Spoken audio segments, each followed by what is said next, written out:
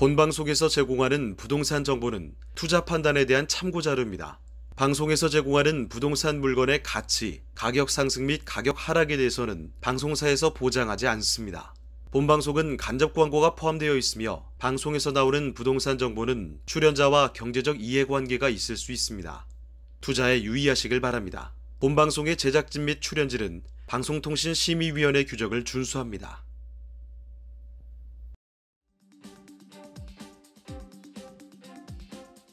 안녕하십니까. 월간 부동산의 진행을 맡은 박성규입니다. 서울 아파트 매수 심리가 더욱더 강해지는 추세입니다. 정부의 이딴 부동산 대책에도 집값 오름세가 꺾이지 않으면서 부동산 시장이 어느 방향으로 흐를지 관심이 쏠리고 있는 상황인데요. 지난 28일 한국부동산원에 따르면 5월 넷째 주 서울 아파트 값은 전주보다 0.1% 오른 것으로 집계되었습니다. 재건축 기대감이 커진 노원구는 0.21% 상승했고 토지거래 허가구역 인근 풍선효과로 서초구는 0.18% 상승하는 등 높은 상승세를 보이기도 했는데요. 이 가운데 서울 아파트 거래량이 줄어드는 데 반해서 가격은 오르는 기현상이 계속되고 있습니다. 거래가 많진 않지만 거래가 됐다 하면 신고가를 경신하고 있는데요. 일반적으로 거래량이 줄면 가격도 덩달아 내리는 모습을 보이는 부동산 시장에서는 이와 같은 현상을 두고 의견이 분분한 모습입니다. 오늘 월간 부동산 5월의 장에서는 뜨겁게 치솟는 서울 집값과 더불어 부동산 시장에서 주요 이슈로 떠오르고 있는 다양한 주제를 가지고 심도 깊은 이야기를 나눠보도록 하겠습니다. 스튜디오에 두 분의 전문가 모시고 말씀 나눠보도록 하겠습니다. 권대중 명지대 부동산대학원 교수, 권혁중 시사경제평론가 모셨습니다. 안녕하십니까? 안녕하세요. 두 분과 함께 본격적으로 시작해 보도록 하겠습니다. 먼저 첫 번째로 다뤄볼 월간 부동산 이슈 탑3 먼저 화면으로 만나보시죠.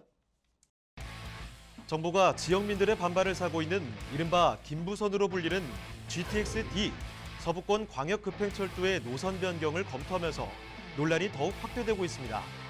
애초 경기도와 인천시는 GTX-D 노선이 인천국제공항과 김포에서 각각 출발한 노선이 부천 종합운동장에서 만나 서울 강남과 고덕, 경기 하남까지 이어지는 Y자형을 원한 바 있습니다.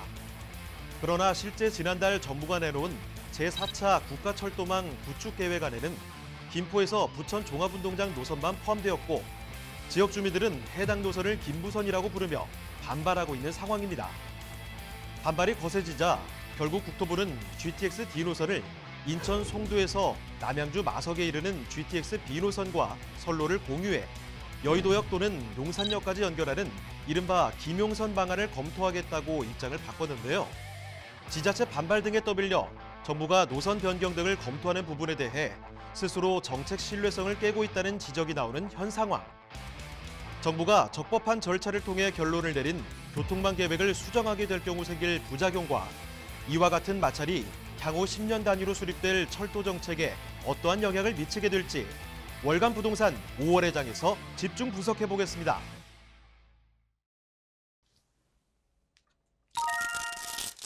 갈팡질팡 GTX-D 김부선 대 김용선입니다. 제4차 대도시권 광역교통 시행계획 확정을 앞두고 광역급행철도 GTX를 둘러싼 논란이 가중되고 있는 상황입니다. 보다 정확하게 일명 김부선으로 지칭되는 GTX-D 노선과 관련된 논란인데요. 정부는 경기 김포 장기를 출발해 부천 종합운동장역과 연결되는 노선을 제시한 반면 김포에선 서울과의 직결이 가능한 사당, 강남, 강동, 하남으로 이어지는 GTX-D 원안 노선을 요구 중인 상황입니다. 김포에서 시작된 GTX-D 노선 연장 개설 요구는 부천시, 하남시, 서울 강동구가 합류하면서 목소리가 커지고 있는데요. 평론가님, 네. 정부와 지자체의 이견, 네. 주요 쟁점에 대해서 한번 분석해 주시죠.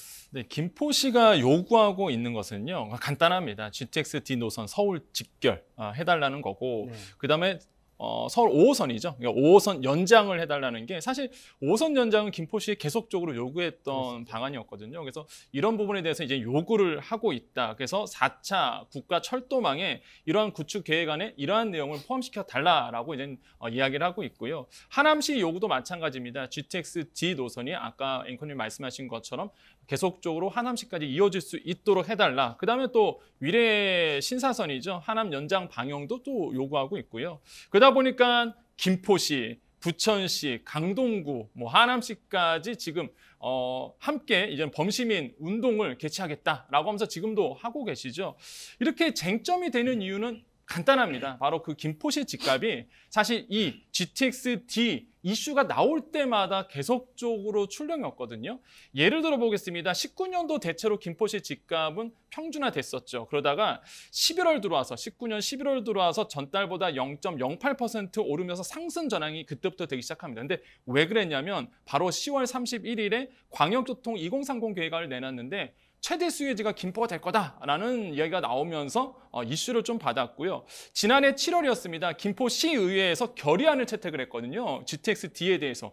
그래서 갑자기 2.96% 그달 한 달만 치솟기 시작했고요. 경기도가 이제는 GTX 희망 노선을 이제 정부에 건의할 때는 엄청나게 올랐습니다. 11월 달 그러니까 5.67% 올랐고요. 그다음에 12월에는 4.32% 오르면서 그 당시에 아마 기억하실 겁니다. 김포가 금포됐다라고 할 정도로 크게 올랐다가 이제는 올해 4월이었습니다. 국토부가 이번 발표 나오면서 제4차 철도망 계획안 발표 나오면서 이제 부천까지만 연장되도록 나온 다음에 이제는 김포 집값이 떨어지는 추세 보였거든요. 그러니까 당연히 김포시 입장에서는 또한 김포 입장에서는 이 GTX-D 노선이 정말로 이제 원하고 있는 노선이라고 볼 수가 있겠습니다.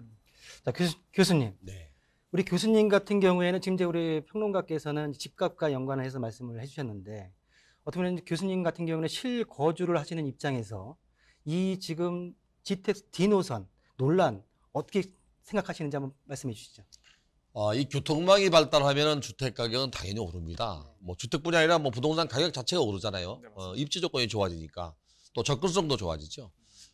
김포가 인구가 지금 한 47, 8만 정도 되는데 이 47, 8만에 있는 그 김포시의 인원이 어디로 출퇴근할까요? 부천으로 출퇴근하진 않을 거 아닙니까? 대부분이 서울 서부 지역이나 또 강남이나 도심지로 출퇴근하는데 출퇴근 시간에 지금도 보통 뭐 1시간에서 한 2시간 정도 걸리는 수경차로 그런 거리가 걸리고요. 대중교통으로 서울에 접근하는 그 노선이 서울역과 신촌밖에 없습니다. 그리고 강남 노선이 하나 있는데 그것도 버스가 뭐 전용 차선이 없습니다. 거기는. 그러다 보니까 서울 들어와서 전용차선이 있다 보니까 보통 뭐 1시간 이상 걸립니다. 그러면 이 광역철도를 만들어서 그들에게 교통을 편리하게 해주고 또 이 직주 근접은 안 되더라도 출퇴근을 좀 과밀을 해소한다면 결국에 부천이 아닌 강서나 또는 영등포나 여의도나 아니면 뭐 원한대로 구로를 거쳐서 사당이나 강남 쪽으로 가는 노선을 만들어주는 게 맞습니다. 정부에서는 아마 예산이 부족하다는 것 때문에 글로 연결한 것 같은데 예산이 부족하면 좀 더 기다렸다 하더라도 제대로 만들어야죠. 한번 만들고 나면 다시 못 고치거든요. 네, 그리고 지금 김포에 그 경전철이 있습니다. 이 경전철은 뭐 한 번쯤 타보면 아마 이 어떤지 알 겁니다. 민주당 대표인 대표도 한번 타보셨잖아요. 그리고 아마도 김포에 지역구를 두고 있는 국회의원들은 아마 삭발까지도 좀 할 생각을 하고 있습니다. 심지어는 그 민주당 원내대표인 그 윤호중 의원은 본인의 지역구가 구리시입니다. 이 구리시를 국토교통부 장관을 만나고 난 다음에 좀 뭔가 조짐이 달라졌죠.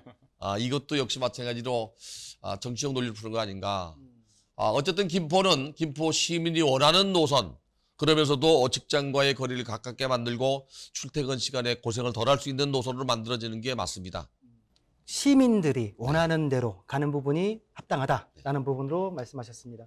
자, 앞서 지난달 월간부동산에서도 GTX-D 노선에 대해서 다뤘었는데요. 시청자분들의 반응이 아주 많이 뜨거웠었습니다. 자, 이런 가운데 정부는 일단 지자체와 협의하겠다는 입장입니다. 또한 하남까지 연결되는 GTX-D 노선 원안을 국가철도망 구축계획에 반영해달라는 더불어민주당 의원들의 요구에 노영우 국토부 장관은 확정 고시 전까지는 협의하겠다라고 밝혔는데요. 평론가님, 네. 현재 쟁점으로 떠오르는 김부선, 김용선, 김하선이 있습니다. 네네. 이 세 가지 노선 중에 하나는 채택이 된다는 말이겠죠. 네, 맞습니다. 예상 시나리오 한번 분석해 주시죠. 저는 이제 현실적으로 김용선이 될 것 같다. 김용선. 예, 그러니까 이게 뭐 김부선, 김용선 하면 뭐 사람 이름 같아서 근데 김용선, 그러니까 용산까지 가는 루트겠죠. 왜 그러냐면 현실적으로 봤을 때, 그러니까 정부가 반대하는 의견이 바로 아까도 얘기했지만 예산 때문에 사실 그러거든요. 네네. 특히 뭐 김포 시민들의 반발도 거세지만 또 그거에 대해서 또 반해서 하는 또 반발하는 분들도 있어요. 그러니까 국가 예산이 있는데 너무 무작정 매달리는 것이 아니냐. 근데 그런 이유가 김포 부천 노선이 사업비가 한 2조 한 1,000억 원 정도가 됩니다. 근데 강남, 뭐 하남, 강동까지 이어지게 되면, 그러니까 강동 하남까지 이어지면 이게 한 5조 9천억 원으로 오르게 되고요. 이게 만약에 Y자 노선으로 해서 이제 인천공항에서 출발하게 되는 이 노선까지 하게 되면 이제 10조 원까지 달할 것으로 보고 있기 때문에 이제 예산 자체로 본다 그러면 천문학적인 그림이 들어갈 수밖에 없다. 그러다 보니까 정부는 아무래도 이런 예산으로 해서 사업성이 높지 않다는 이유를 이제 첫 번째 들고 있고요. 두 번째로는 또 정부가 얘기하는 것, 뭐 공식적인 입장은 아니지만 이제 형평성에 대한 문제가 좀 불거질 수 있다라고 볼 수가 있겠습니다. 만약에 GTX-D 노선이 원한대로 하남까지 이어지게 되면은 그 근방에 있는 도시들, 뭐 광주라든지 양평, 여주 인근 지역까지 연결해달라는 목소리가 분명히 높아질 수밖에 없기 때문에, 그래서 반대를 하시는 분들, 그러니까 김부선에 반대하시는 분들이 아마 이런 이야기를 하고 있다라고 볼 수만 있겠고요. 그렇게 된다면은 결국에는 이제 타협점을 찾을 수밖에 없는 게 김용선이 될 가능성이 저는 매우 크다고 생각을 할 수밖에 없거든요. 그래서 김부선은 아마 힘들 것 같다. 제 개인적 생각이고요. 그렇게 되면은 용산까지 이어지는, 그러니까 여의도까지 이어져서 용산까지 올라가는 김용선이 현실적인 아마 타협점으로 찾지 않을까라고 생각을 좀 해보겠습니다. 김용선에다 부천 사람들이나 또는 뭐 김포 사람들은 어떻게 생각할지 몰라도 부천 연결되면 부천이 더 발전했다고 생각할 수 있는데, 김포에 사는 사람들은 그 김용선은 아닙니다. 김하선입니다. 그 이유가 하남시 쪽으로 연결되기를 바라는 이유 중에 하나가, 하남시가 교산지구라는 신도시가 있습니다. 네네. 지금 하남시도 개발이 됐고요. 또 강동 잠실 쪽에는 또 GTX가 없습니다. 그쪽으로 연결되길 바라고 결국에는 강남 쪽으로 가길 원합니다. 그렇죠. 네, 결국엔 강남 쪽으로 가길 원해요. 그러면 적어도 뭐 신림이나 사당이나 이 남부 수산도로 쪽을 타더라도 글로 간다면 결국에 하남시로 갈 수밖에 없는데, 용산 쪽으로 가는 건 지금도 버스 노선은 있습니다. 네네. 그래서 아마도 시민들이 원하는 게 또 아닐 수 있습니다, 이게. 그래서 이 김포 시민들이나 그거를 이용하는 사람들이 무엇을 원하는지 정부가 좀 제대로 봐야 될 것 같습니다. 지금 현재 그 GTX-D 노선의 논란 때문에 네. 서울시에서 조건부로 5호선 연장에 대한 부분을 그 지금 얘기는 뭐 이거 거론했었어요. 이전부터 나왔어요. 두 가지 요구를 했던 건데요. 하나는 9호선 연장선을 요구했었고요. 네. 또 하나는 이제 5호선 연장선이었고요. 또 하나는 이제 김포 2호선이 있습니다. 김포 2호선이 검단까지 들어와 있는데 어떤 거라도 연결을 해달라고 요구했는데, 그 중에 이제 가장 타당한 것이 지하철 5호선이었습니다. 5호선은 뭐 지금도 길거리에 가면은 이렇게 연장해달라고 프랭카드가 붙어 있습니다. 네네. 그래서 그 5호선이 연장된다고 해서 서울의 접근성이 좋아지느냐? 그건 아닙니다. 그건 아니다. 네, 그거는 뭐 한참 돌아갑니다. 영동포로에서 한참 돌아가기 때문에 오히려 그거 가지고 개통이 된다 그러면 아마 차를 끌고 나오는 사람들이 더 많을 수 있어요. 네, 그러면 결국에 도로가 막힐 수밖에 없는데, 이 철도망은 교통을 편리하게 해주는 것도 있지만 지상의 승용차를 줄이는 효과가 있거든요. 네. 대량 수송이 가능하기 때문에. 근데 그렇게 만약 5호선 연장된다고 해서 지금 현재 올림픽대로나 한강대로가 교통량이 줄으냐, 그러진 않을 것 같습니다. 그러면은 지금 5호선의 대안으로 네. 같이 지금 9호선이 거론이 됐는데, 네. 9호선은 지금 강남으로 들어오고 있습니다. 네. 만약 9호선이 9호선 연결된다고 연장되면 아마도 좀 나을 겁니다. 9호선 연장되면 나는데, 이제 정부가 지금 뭐 어떤 식으로 가더라도 또 김포 전에 고천지구가 개발될 가능성이 있고요. 네네. 또 하나는 바로 옆에가 검단지구입니다. 그래서 이렇게 걸쳐서 가게 되면 또 시간이 많이 걸리는데, 어쨌든 지금 개화역까지 9호선이 와 있기 때문에 개화 차량 기지에서 김포까지 가는 건 그렇게 쉽진 않은데, 거꾸로 그게 연장해 준다는 무슨 문제가 있냐면요. 김포 경전철 노선이 거기서 출발해서 김포로 들어갑니다. 그럼 두 개가 생기는 꼴이 돼요. 그렇죠. 그러면 경전철은 죽습니다. 그거 안 탑니다, 사람들. 대안은 GTX-D 노선이 하남까지 가는 그렇죠. 게 제대로 가는 겁니다. 제대로 가는 거다. 네. 알겠습니다. 자, GTX-D 노선도 그렇고 국가철도망 계획이 발표된 지 한 달여가 지났습니다. 자, 평론가님, 네네. 발표된 지 한 달여가 지났는데 네네. 주요 노선 주변 부동산 분위기 어떤가요? 뜨겁죠. 정말로 뜨겁습니다. 기존 지하철보다 GTX 같은 경우는 3-4배 빨라요. 네. 그러다 보니까 교통망이 굉장히 편리해지는 부분이 있고요.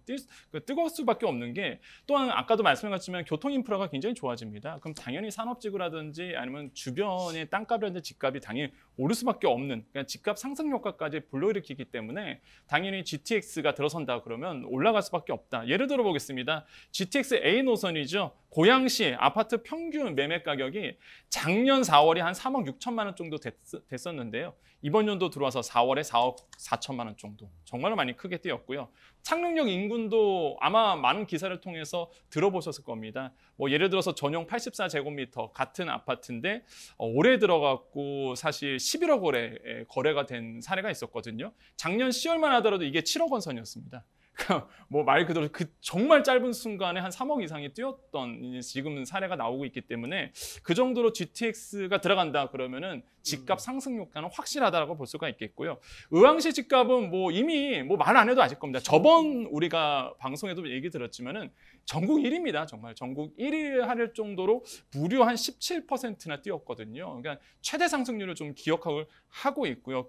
그런데 이제는 김포 집값이 이제 GTX D 노선이 발표된 다음에, 그러니까 GTX 얘기가 나온 다음에 좀 떨어지는 추세가 좀 보여지고 있다. 확실히 이제는 이제 조사를 해봤더니 김포 아파트 매물이 보통 보니까 5월 16일 기준입니다. 5,400건 정도가 나왔는데요. 한 달 전에 한 5,000건 정도였거든요. 네. 그러다 보니까 어떤 현상이 일어나느냐, 매물이 지금 좀 많아지고 있는 추세. 뭐 눈에 가시적으로 매물이 많아지기보다는 실망 매물이 조금씩 나오고 있는 추세가 나오고 있습니다. 그래서 확실히 GTX D 노선이 과연 원한대로 갈지 안 갈지에 따라서 확실히 김포의 집값은 달라질 가능성이 매우 크다라고 생각을 해보겠습니다. 제가 이제 양쪽 전문가님들의 그 얘기를 들었을 때 우리 평론가님은 집값에 대한 부동산 뭐 영향은 있지만은 우리 교수님께서는 삶의 질에 대한 부분에서 포커스가 좀 맞춰져 있는 느낌이 듭니다.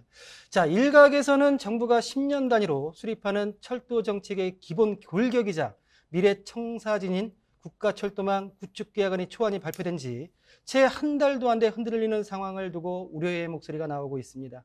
자, 교수님, 이 4차 국토철도망 구축 계획안이 확정이 되면 부동산 시장에 어떤 파장이 밀어닥칠까요?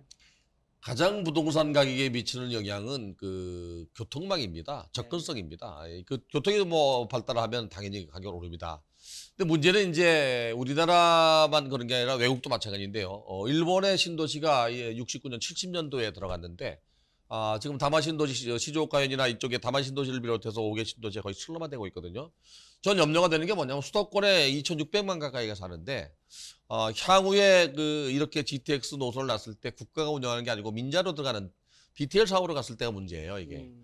예를 들어서 지금 파주 운정지구에서 지금 그 삼성역까지 한 17분, 20분 정도면 온다고 하는데 요금이 국토교통부에서 4,000원 정도를 넘지 않게 계획을 잡고 있는데 제가 예상컨대 개통되면 아마 3, 4년 내에 요금이 오르기 시작해서 5년 내에 2배가 될 겁니다. 그러면 10,000원 가까이 육박할 수 있어요. 부부가 만약에 같이 출퇴근한다면 이제 왕복 4만 원 정도 됩니다. 왕 10,000원씩이니까. 교통비만 하더라도 네. 거의 한 이게 80만 무슨 문제가 있냐면요. 지금은 집값이 오르지만 앞으로 5년, 10년, 15년 후에 인구는 감소하고 가구도 감소하게 되면 수도권에서 거리가 멀수록 교통량 요금도 비싸겠지만 시간도 많이 소요되면 사람들이 이제 점점 더 도심지로 몰릴 가능성이 높아요. 도심지가 재개발 재건축되면서 새로운 환경으로 바뀌면 도심 회귀 현상이 생기면 인원이 줄어들게 되고 탑승 인원도 줄게 되면 적자가 발생하겠죠. 이게 이제 가장 큰 문제입니다. 그래서 국토철도망은 중장기적으로 보고 만들어야 됩니다. 그리고 그 수요가 계속적으로 안주할 수 있는 그런 철도망을 만들어줘야 됩니다. 그래서 제가 아까 말씀드린 게 그들이 원하는 노선을 만들어야 된다는 얘기예요. 그래야만 이 노선이 살아 숨 쉴 수 있고 또 거기에 따라서 뭐 아파트 가격은 당연히 오르겠죠. 팔려면 또 땅값도 오르겠죠. 오르는 게 이제 어느 정도 한계가 있긴 있습니다만은 지역별 차별은 분명히 있어요. 그 노선이 어디로 연결되느냐에 따라서 집값은 또 달라집니다. 예를 들어 강남으로 연결되면 더 비쌀 것이고 강부로 연결되면 좀 더 들어올 것이고 그런 노선은 아마 좀 그렇게 중장기적으로 안배해야 될 것 같아요. 네. 중장기적인 플랜이 필요하다라는 네. 부분으로 정리하겠습니다. 첫 번째로 논란의 GTX D 노선 방향성과 그에 따른 주변 부동산 시장 분위기까지 살펴봤습니다. 자, 이어서 5월의 부동산 핫이슈 두 번째 내용 화면으로 만나보시죠. 무주택자들에게 내 집 마련의 희망으로 여겨지는 청약시장. 이 청약시장의 경쟁률이 점점 치솟고 있습니다. 집값 상승에 대한 기대가 여전히 높은 상황인데다가 동반 상승한 매매가 때문에 이와 더불어 상승한 전세가에 대한 부담도 무주택자들이 청약에 대한 관심을 더 높이게 된 이유라고 시장은 분석하고 있는데요. 이렇게 과열된 청약시장을 대변하듯 5월 중 모집되었던 동탄 신도시의 한 주상복합 아파트의 1순위율이 809대 1을 기록하며 시장에서 화제가 되었습니다. 이는 역대 최고치를 경신한 수준으로 직전 최고치였던 2015년도 대구 수성구의 기록인 622대 1에 비해서도 굉장히 높은 수치입니다. 아파트값 상승과 주택 공급 부족, 그리고 결정적으로 분양가 상한제가 적용되는 공공택지의 분양단지였기 때문에 시세 차익에 대한 기대감까지 맞물린 결과로 시장 전문가들은 분석하고 있습니다. 이례적인 기록으로 과열 양상을 증명하는 5월의 청약시장.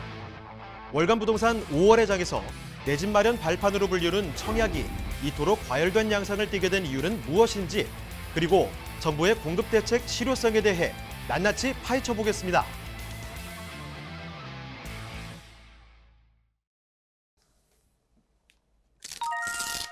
(5,400대 1) 역대급 경쟁률 기록한 청약 광풍입니다. 무주택자들에게 내 집 마련의 희망으로 여겨지는 청약 시장, 경쟁률이 고공행진입니다. 아파트 상승과 주택 공급 부족이 맞물린 결과로 보이는데요. 최근 경기도 동탄 신도시 한 주상복합 아파트가 1순위로 청약이 마감됐습니다. 경쟁률을 보니까 평균 809대 1, 엄청난 화제였습니다. 자, 점점 더 높아지는 청약 경쟁률, 역대 최대의 청약 경쟁률이었습니다. 평론가님, 한번 짚어주시죠. 네, 문재인 정부 출범 이후에 사실 부동산 가격이 뭐 많이 뛴 거는 뭐 이미 아시겠지만 청약도 사실 경쟁률이 너무 심해졌거든요. 그렇죠. 뭐 조사한 결로 말씀드리면은 결론부터 말씀드리면 6배 정도가 뛰었다라고 볼 수가 있겠는데요. 부동산 한국부동산원 청약홈 자료에 따르면요. 서울 아파트 1순위의 평균 전쟁률이 1년간 한 94대 1을 이제 기록을 했습니다. 그러니까 취임 직후 1년 동안은 15대 1이었으니까 그렇게 되면 한 6배 정도가 이제 뛰었다라고 볼 수가 있겠고요. 뭐 서울뿐만 아닙니다. 이제 전국 아파트 경쟁률이 청약 경쟁률이 사실 이제 2배 정도가 더 뛴 걸로 이제 조사가 되고 있는데요. 그렇게 된 이유 역시나 첫 번째로는 아파트 가격이 상승하다 보니까 당연히 이제는 청약 시장으로 뛰어드는 조급해지거든요. 무주택자들 입장에서는 빨리 이 주택 구입으로 들어가야 되기 때문에 이런 부분에서 대거 청약 시장으로 유입이 됐다라고 볼 수가 있겠고, 두 번째로는 분양가 통제를 하고 있습니다. 그러다 보니까 시세 차익에 대한 기대감이 있죠. 당연히 낮은 가격으로 청약 받아서 높은 가격으로 팔게 되면 시세 차익이 생기니까.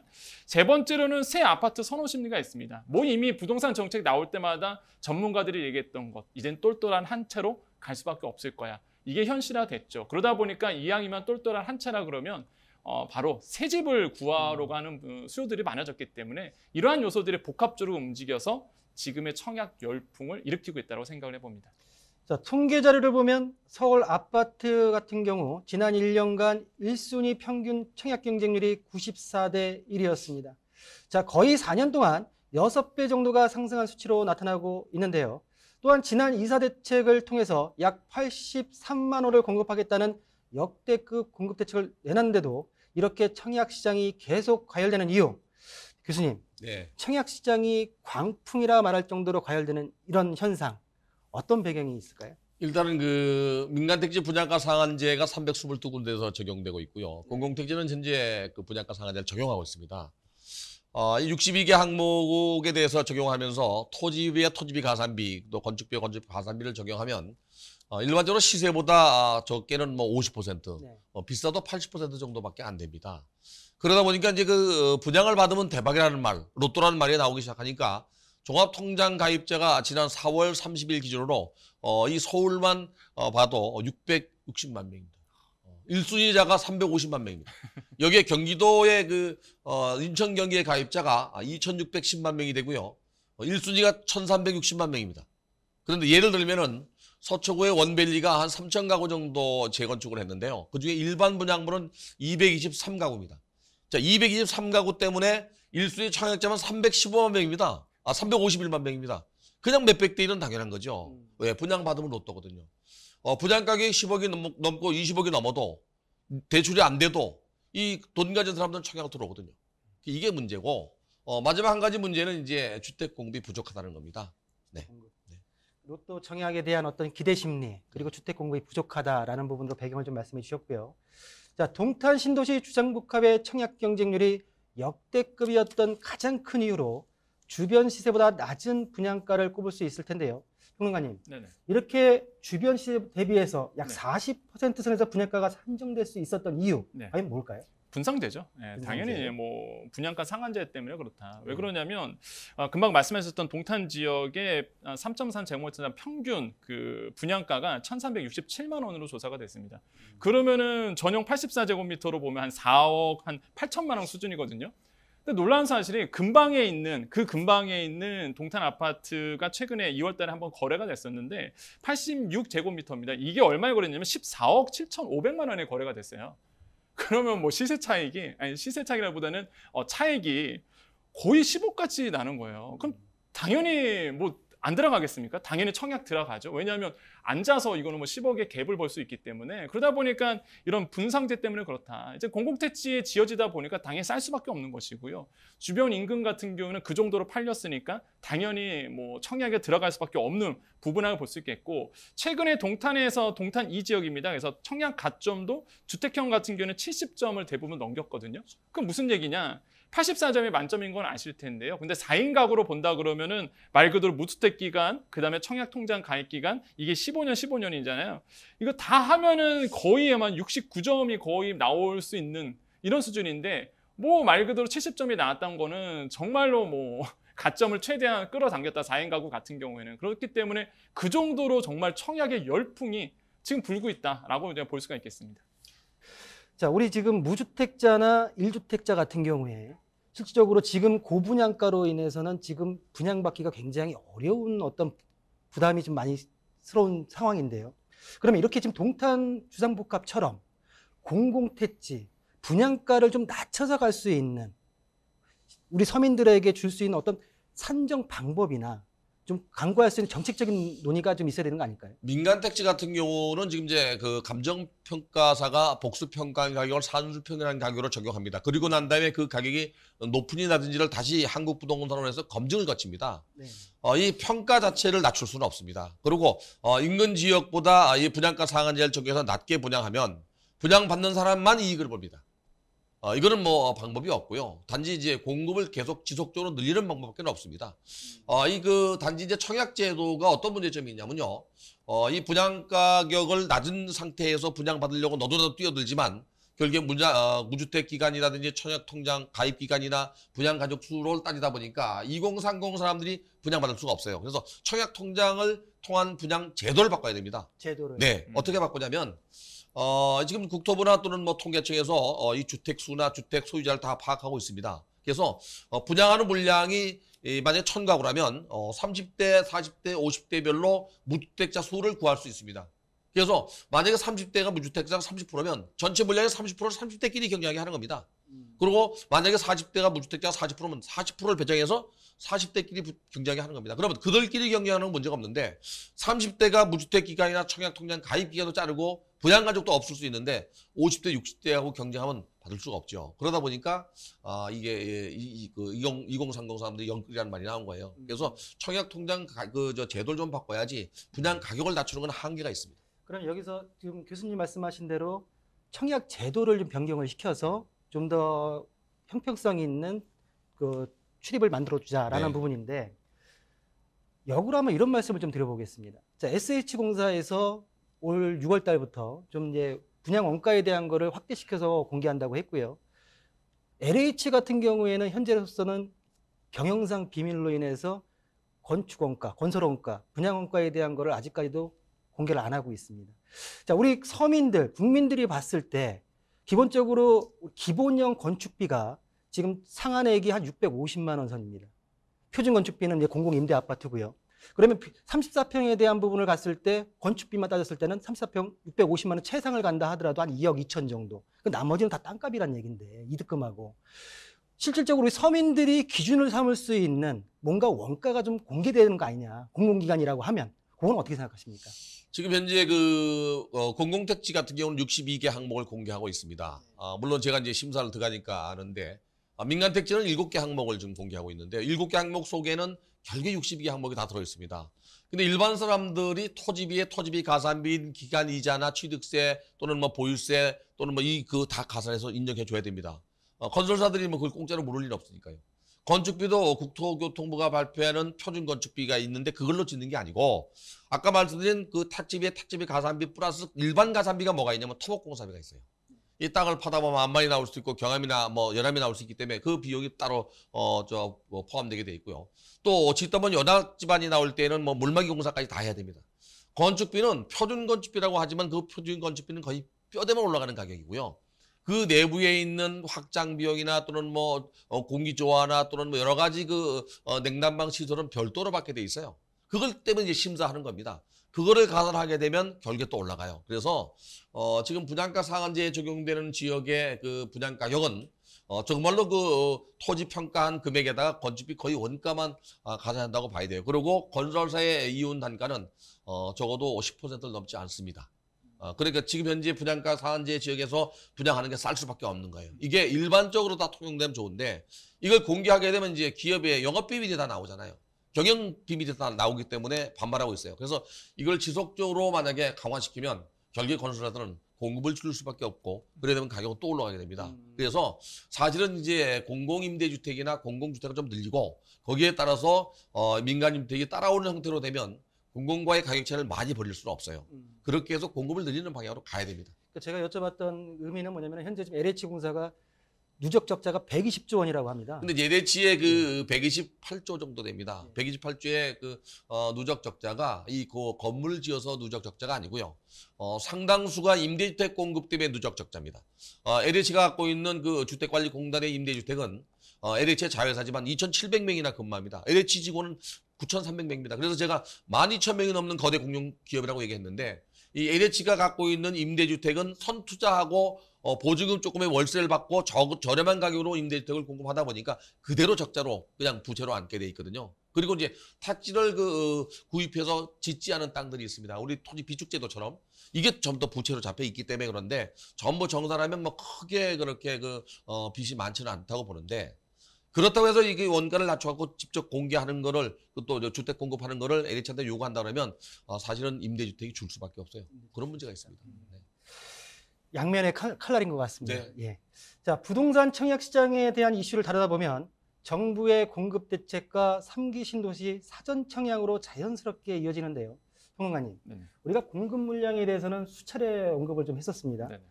공급 물량 한 번에 쏟아부으면서 우리 교수님 말씀하셨던 청약제도의 개편 그리고 우리 서민들이 감당할 수 있는 낮은 분양가를 좀 적용시킬 수 있다고 정책이 나온다면 3기 신도시로 공급되는 부동산 시장 좀 안정화를 좀 기대해 볼 수 있지 않을까요? 그러니까 이론적으로 보면은 안정화가 돼야 되는데 지금 저는 부동산 밸런스가 깨진 상태로는 뭐 제가 보기에는 힘들다라고 저는 생각을 해보겠는데요. 뭐 아까도 얘기했지만은 분상제 나오면 당연히 실소자 중심으로 당연히 좋은 현상이죠. 왜냐하면 싸게 들어갈 수 있기 때문에 좋은데 아까도 말씀드렸지만은 로또 청약이 계속 일어날 수밖에 없습니다. 그럼 계속적으로 청약 시장에 과열되고요. 이게 계속 악순환이 되거든요. 왜 그러느냐? 지금처럼 부동산 밸런스가 깨진 상태로는요. 계속적으로 부동산에 대한 관심을 가질 수밖에 없는 상태로 됩니다. 돈을 벌기 위해서 또한 시세 차익을 위해서 될 수밖에 없고요. 특히 임대차 3법 때문에 저는 완전히 꺼여버렸다는 생각을 하고 있거든요. 근데 임대차 3법이 일어난 이후에 부동산 시장의 밸런스가 완전히 깨진 상태다. 공급을 늘리겠다 하는데 지금 지금 공급이 안 되는 상태로 지금 좀 가고 있는데 지난해 정부가 수도권 대규모 후보지 11곳 내고 4만 채 공급하겠다 했는데 지금까지 진행된 거는 영등포구 쪽박촌 이거 개발하는 거 여기에 나오는 1,100채밖에 안 되거든요. 현재까지 진행된 게. 왜냐하면 지금 땅 갖고 있는 분들이 반발을 하고 있고 또한 최근에 이제는 경찰에 대한 수사 의뢰했던 게 뭐냐면 일부 후보지를 땅값을 봤더니 알고 보니까 지분 쪼개기 한마디로 전 땅에 만약에 지분 개발이 들어가는데 80%가 지분 쪼개기로 있다. 이걸 또 발견했거든요. 그래서 경찰 수사 의뢰한 부분도 있는데 이것처럼 지금 공급 자체가 차질이 벌어질 가능성이 굉장히 크기 때문에 여러모로 굉장히 힘든 상태로 지금 가고 있다. 그래서 분상제 많이 하고 아무래도 공급 많이 늘리겠다고 했지만 스케줄대로 가야지만 가능한 거고 근데 지금 스케줄을 가지 않고 있기 때문에 제가 보기에는 당분간은 굉장히 좀 힘든 시장으로 가지 않을까 생각을 해봅니다. 전체적인 큰 틀에서는 실효성에 있어서 좀 네, 떨어진다라는 맞습니다. 걸로 좀 이해를 하겠고요. 자, 많은 무주택자들 그리고 청년과 신혼부부 등이 3기 신도시에 대한 청약과 본청약을 기다리고 있습니다. 교수님, 네. 이분들께 3기 신도시 청약 전략에 있어서 도움 말씀을 주신다면 어떤 부분을 좀 강조해서 말씀해 주시겠습니까? 우선 그 금년도에 3200가구 사전 청약하는 것은 그 예약금을 내는 게 아니고요. 일단 청약 확정만 해주는 거거든요. 만약에 예약금을 받으면 문제가 됩니다. 아직 토지를 다 수용하지 않은 남의 땅이거든요, 이게. 네. 예, 이게 이제 7월과 9월, 11월, 12월에 걸쳐서 분양을 하는데 전략이라고 하면요. 14,000가구가 신혼부부 희망주택으로 공급을 합니다. 나머지 부분은 이제 일반 분양인데요. 신혼부부들은 그거 노려볼만 합니다. 그리고 나머지 부분도 뭐 내년에 계속 나올 테니까요. 그래서 무주택자라면은 3기 신도시 같은 경우는 이제 직장과의 거리가 가깝거나 또 본인이 원하는 지역에는 기다려 볼만 합니다. 그러나 이제 주택시장에서 시장 안정화를 위해서는요, 당장 입주 물량이 있어야 됩니다. 입주 물량이 나타나기 전까지는 항상 주택시장은 불안할 수밖에 없습니다. 우리 그 또 평론가가 말씀하셨듯이 임대차 3법 때문에 전월세 시장이 불안하잖아요. 그러면 결국에 매매 시장도 불안해집니다. 결국에 매매 시장이 불안해지면 전월세 시장이 불안해지듯이 연동되어 있습니다. 그래서 지금 뭐 이 그 방송을 듣는 무주택자라면 3기 신도시를 노려보려면 조금 좀 기간을 두고 어디에 하는 게 가장 유리한지 좀 봐야 될 것 같아요. 자, 교수님 말씀 잘 들었습니다. 네. 자, 두 번째 이슈로 연일 역대급 경쟁률을 기록하고 있는 청약시장 광풍과 3기 신도시 청약 전략에 대해서 살펴봤습니다. 자, 이어서 5월의 부동산 핫이슈 마지막 내용 화면으로 만나보시겠습니다. 지난해 하반기부터 상승 추세에 들어간 서울 아파트 값이 좀처럼 내리지 않고 계속 불안한 모습입니다. 강남권 초고가 아파트 값이 급등하면서 비강남권 집값 상승을 자극하고 수도권 아파트 값도 치고 올라오면서 다시 서울 집값을 밀어올린다는 분석인데요. 27일 한국부동산원에 따르면 서울의 아파트 값은 작년 6월 둘째 주부터 지난주까지 40주 연속으로 오른 것으로 나타났습니다. 이사 공급대책 발표 직후 오름폭이 줄기 시작해 4월 첫째 주엔 상승폭이 줄어드는 모습을 보이는 듯 싶었으나 4.7 보궐선거 전후로 재건축 규제 완화 기대감이 커지면서 4월 둘째 주 다시 오름폭을 키운 서울 아파트 값은 매주 상승을 거듭해 지난주 0.10%까지 올라 V자 형태로 반등했습니다. 시장에서는 재건축 등 기대감이 이어지면서 가격이 내리지 않고 서울 외곽 등의 지역을 중심으로 집값이 추가 상승할 가능성을 전망하는 가운데 거래 절벽 속 천정부지로 치솟는 서울 집값에 대해 월간 부동산 5월의 장에서 전격 해부해 보도록 하겠습니다.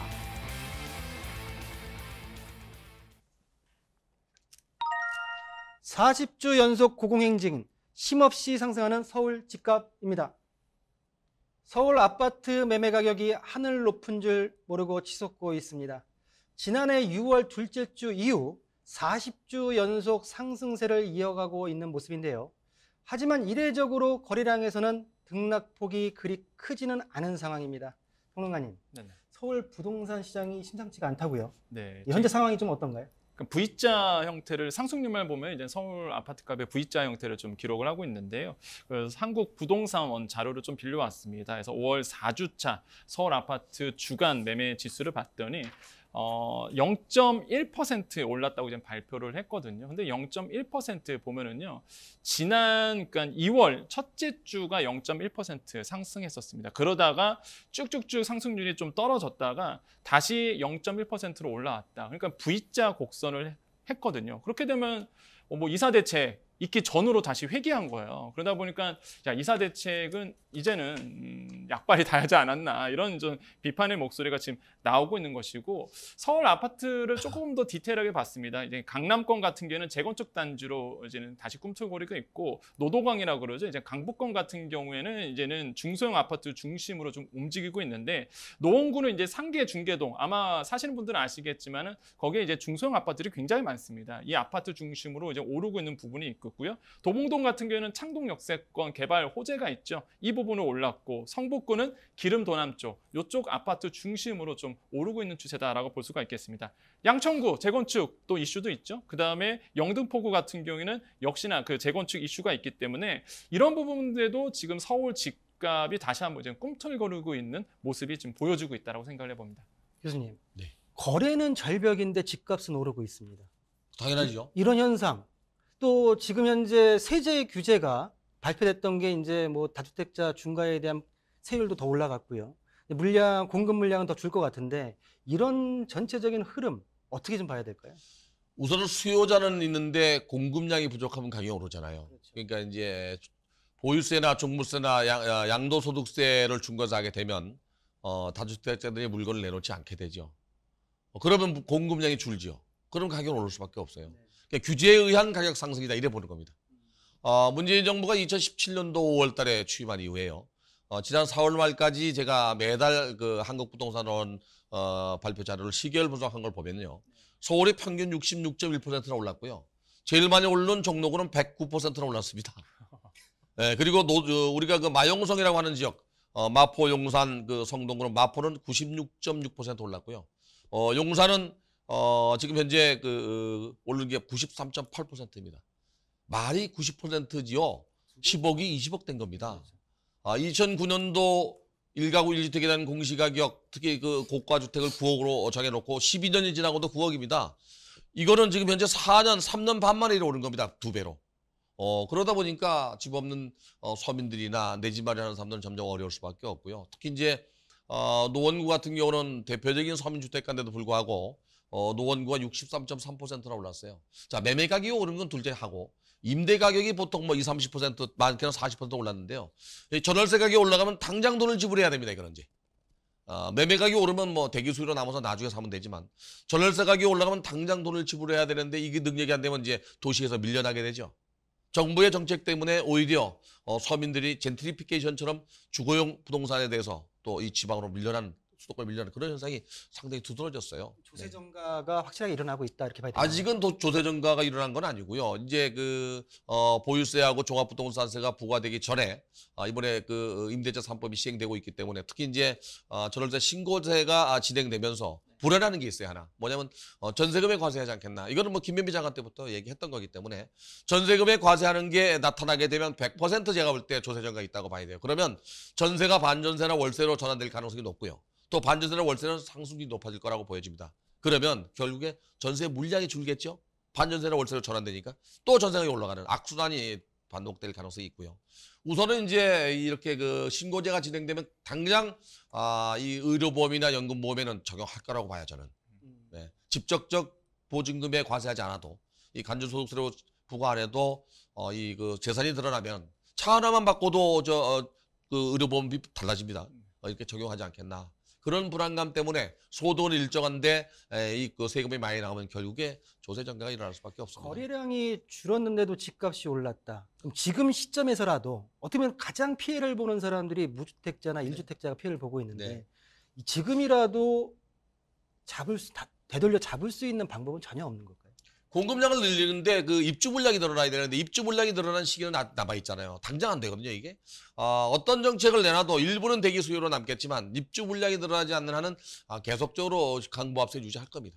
그래서 제가 지금 뭐 거의 상승세가 너무 많이 올라와 있는데 무주택자들이 지금 내 집 마련에 나서지 말라고 제가 하는 이유 중에 하나가 이제 공급 물량을 늘리겠다고 했으니까 한번 믿어봐야 되는데 이거 뭐 자꾸 정부가 정책을 뒤집어 버리니까 이게 안 됩니다, 지금. 네, 좋은 말씀 잘 들었습니다. 자, 진정되는 듯했던 서울 주택 가격은 이사 공급 대책 이전 수준으로 되돌아갔고 비규제 지역인 제주와 강원까지 전국에서 손꼽힐 정도의 오름세를 보이고 있습니다. 평론가님, 네네. 어느 지역의 부동산이 네네. 어떻게 얼마나 좀 올랐나요? 정부가 잘한 건 있어요. 어떤 거냐면 규제하면 안 된다라는 걸 확실히 이번 정부에서 보여줬다. 왜 그러냐면 규제가 엄청 많죠. 49지역 투기과열지구에 전국 49지역 정도가 그다음에 111곳이 이제 조정지역 대상인데 그렇게 되면 시도군 한 절반가량이 사실 지금 규제 지역으로 있는 거거든요. 근데 규제를 그렇게 했는데 집값이 잡히느냐? 안 잡혔잖아요. 그러다 보니까 야, 이렇게 하면 안 되는구나를 확실히 좀 보여줬다라고 볼 수가 있겠는데, 규제하다 보니까 이제 풍성 효과가 일어났습니다. 금방 말씀하신 것처럼 한 곳을 누르다 보니까 한 곳이 부풀어 오르게 되는 부분인데요. 실제 비규제 지역의 아파트들이 너무 뛰고 있습니다. 지금 현재 같은 경우는 뭐 강원도 같은 경우도 마찬가지고요. 제주 지역도 마찬가지인데, 제주 아파트 값을 봤습니다. 5월 넷째 주 한 주말만 1.17% 급등을 했거든요. 정말로 뭐 1% 하면은 손에 뭐 피부로 안 느꼈을 텐데, 막상 그 아파트 가격은 크게 움직이기 때문에 거기에 1%만 움직여도 한 주에 엄청나게 많이 뛴 거라고 볼 수가 있겠고요. 전주 상승폭이 한 0.35% 됐었거든요. 그런 거에 비해서 야, 한 주 만에 1% 이상 뛰었다. 굉장히 많이 올랐다라고 볼 수가 있겠는데요. 그러다 보니까 규제 지역과 비규제 지역의 풍성 효과가 확실히 일어나고 있다. 뭐 아까도 말씀드렸지만 강원도 쪽 올랐고요. 그다음 군산이라든지 아니면은 뭐 아산 쪽도 실제 비규제 지역이기 때문에 좀 많이 뛰고 있는 모습들이 보여지고 있습니다. 근데 대구 지역 같은 경우에는 미분양 났다고 아마 들어보셨을 겁니다. 지금 미분양 나고 있는 쪽도 있거든요. 그러니까 무슨 얘기냐?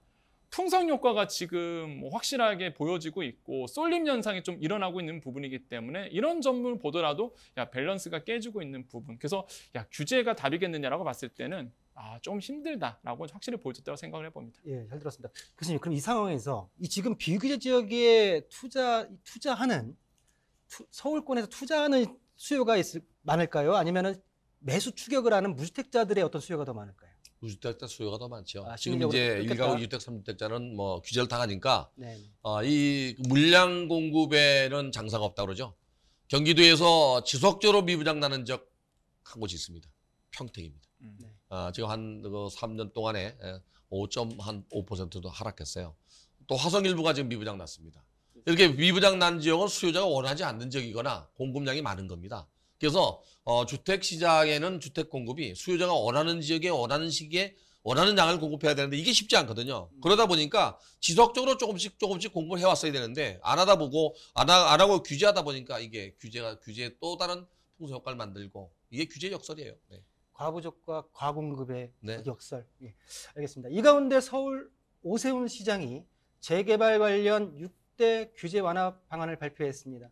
정비구역 지정까지의 기간을 5년에서 2년으로 단축시킨 부분이 크게 눈을 띄는데요. 자, 평론가님, 이 네네. 부분 자세하게 한번 짚어주시죠. 네, 6대 방안에서 이제 눈에 띄는 게 정비지수제 폐지 부분이 좀 있겠는데요. 그동안 우리가 보통 재개발 들어간다, 재건축 들어간다 그러면은 이제 법적 요건하고 이제 요거 말씀하셨던 주거정비지수제, 그러니까 점수를 받아야 되는데 이게 하나가 이제 빠져버리니까 법적 요건만 충족이 되면 충분히 이제는 재개발구역 지정이 이제 가능하게 됐다. 그래서 시청자들이 잘 모르실 수도 있습니다. 이건 주거정비지수제가 뭐냐면은 노후도하고 국민의 동의 이런 걸 종합적으로 해서 판단을 합니다. 그래서 이거를 따져서 한 70점 이상이 돼야지만 이제 들어가게 되는 건데 이게 이제는 아예 이제는 폐지를 했다라는 부분을 볼 수 있겠고 공공기획 전면 도입이 됩니다. 만약에 실제로 계획대로만 된다 그러면 5년에 걸치는 이런 재개발이 5년에 걸치는 시간이 이제 2년으로 이제 줄어들게 되는 부분이 있는데요. 아무래도 사전 타당성 조사라든지 아니면 기초생활권 계획 수립 이런 것들이 이제 공공기획으로 들어오기 때문에 조금 더 속도감이 빨라질 거다라고 볼 수 있습니다. 세 번째로는 주민동의 확인 절차 간소화됐고요. 그 다음에 2종 7층 일반 거주 지역 완화 부분, 그러니까 7층에 대한 거 완화하겠다라는 부분도 좀 눈에 띄고 있고요. 또한 매년 25개 이상의 재개발 구역 발굴하겠다라는 것도 사실 시장에서 보면은 좀 환영할 만하다라고 볼 수가 있겠고 아마 지금 시청을 하신 분들, 이제 서울시에 사시는 분들 같은 경우에는 혹시 내 지역이 이 25개 지역에 들어오지 않을까 은근 기대하시는 분도 많을 것 같다라고 좀 생각을 해봅니다. 집값을 잡겠다고 나선 오세훈 서울시장의 승부수가 교수님 과연 서울 집값 잡을 수 있을까요? 잡기는 어려울 것 같습니다. 그런데 지금 설명하신 대로 제가 또 조금 보여드려 설명드리면 주거정비 지수는 원래 이제 3분의 2 이상 노후도가 돼야 되거든요. 네. 이걸 2015년도 박원순 시장이 이 노후도를 용적률도 가산시켰어요. 그러다 보니까 100가구 중에 67가구만 노후도면 되는데 내 옆집이 5층을 지어버리면 5가구가 늘어날 꼴이 돼서 못하는 데가 많아요. 그렇게 재개발 사업지가 해제된 지역이 2015년도 이후에 318곳입니다. 근데 이번에 박원순 시장이 이거를 이제 해제함으로써 한 170곳 반 정도가 다시 재개발 사업을 할 수 있게 됐어요. 오세훈 시장. 네, 오세훈 시장이. 예. 네, 네. 그래서 상당히 좀 긍정적으로 볼 수 있지만은 역시 마찬가지로 이제 재개발 사업을 진행하는 과정에는 또 이주 수요가 있기 때문에 전월세 가격이 불안할 수 있고요. 또 이게 건물을 다 지어서 입주할 때까지는 결국에는 그 주택 시장은 불안할 수밖에 없습니다. 입주 물량이 부족하다. 네.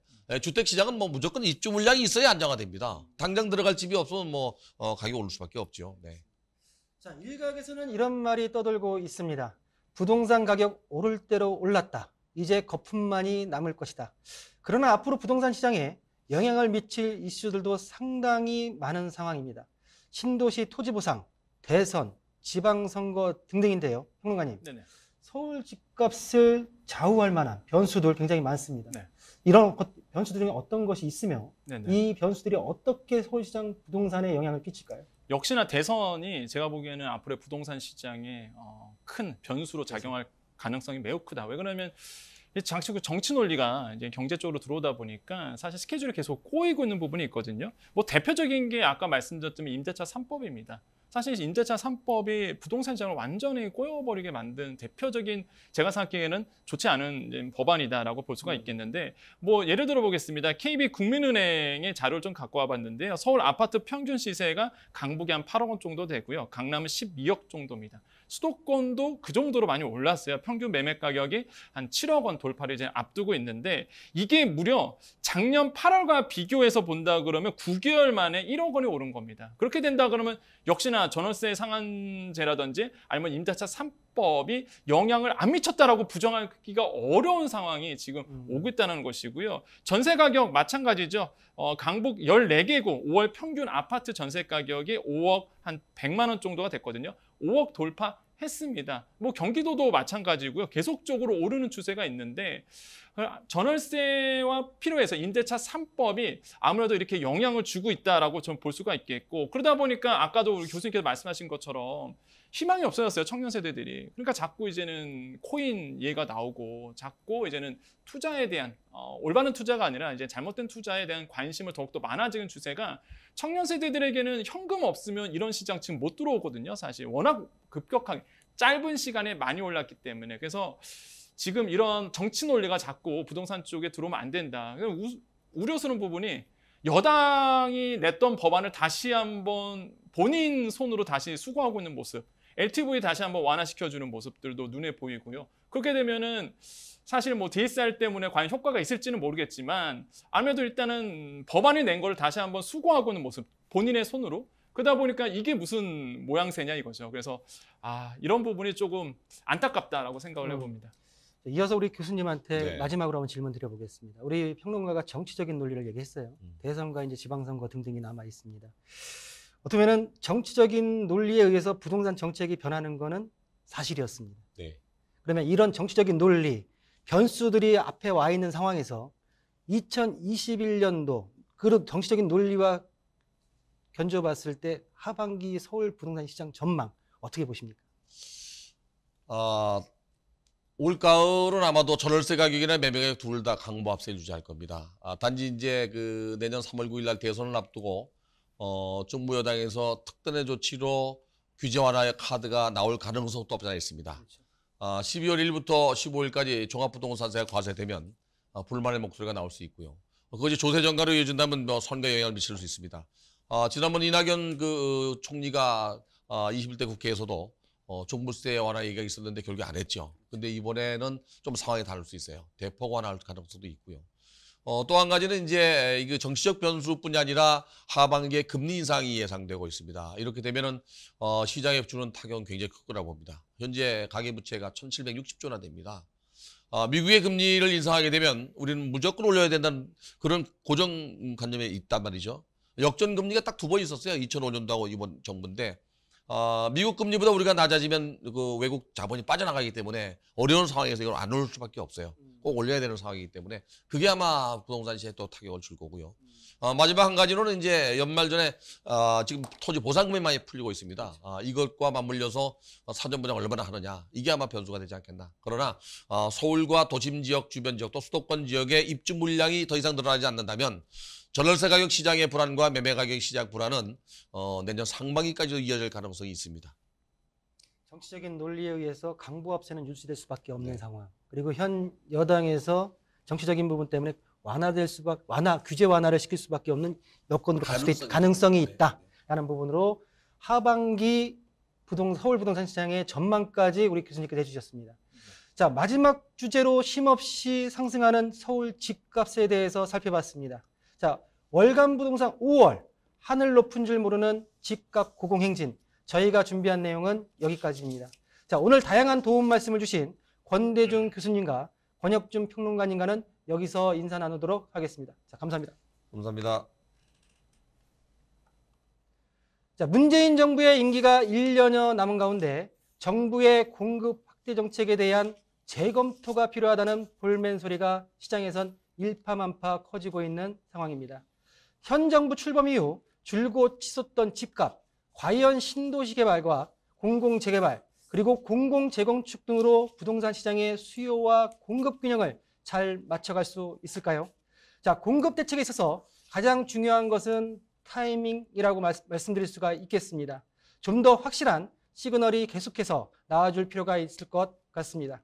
자, 저희 프로그램은 www.rtomato.com에서 무료로 다시 보기 하실 수 있습니다.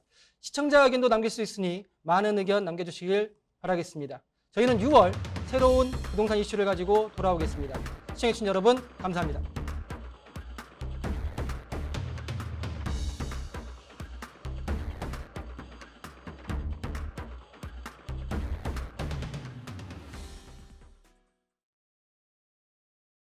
본방송에서 제공하는 부동산 정보는 투자 판단에 대한 참고 자료입니다.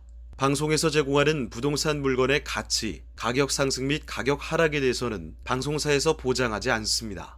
본방송은 간접 광고가 포함되어 있으며 방송에서 나오는 부동산 정보는 출연자와 경제적 이해관계가 있을 수 있습니다.